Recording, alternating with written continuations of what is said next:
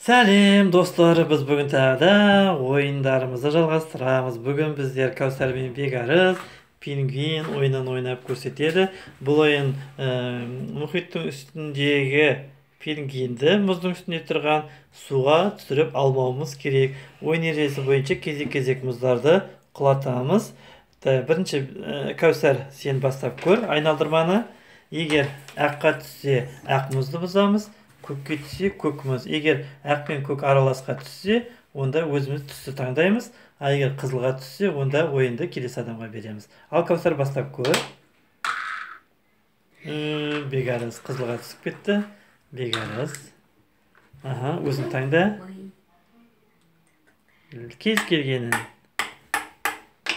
Бәрекелді. Енді Кәусар. Ақ Кәусар.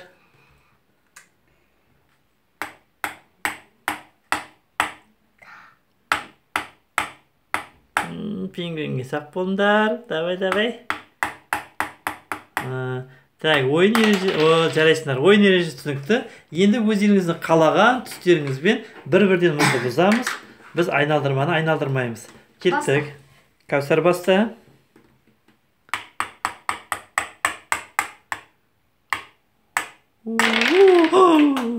Іштің етпейді. Кеттік, сақ болыңдар.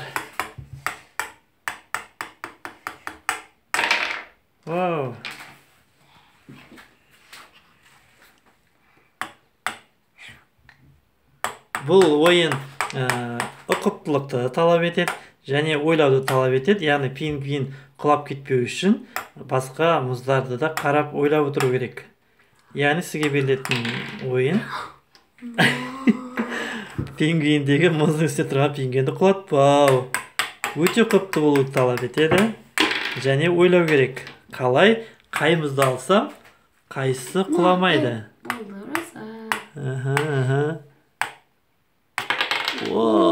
Жарайсың. Молодец.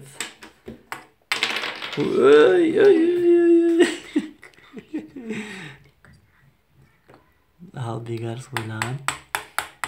Ай, пингвин құлап өтпесін.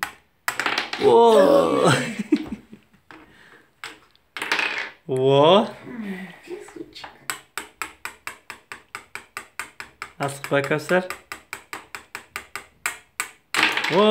Жарайсың, Бекарыс. Сақ бол, ойлан. Пингвин құлап өтпесін. Мен ұттым! Бізді Кәусар пингвинді суға мұздың үсті жарылып кетті. Міне ойын ережесі осындай. Бұны үйде сабақтан кейінгі уақытта, сабақ болғаннан кейін, яғни ойнауға болады. Көп рахмет, балалар. Сау болыңыз.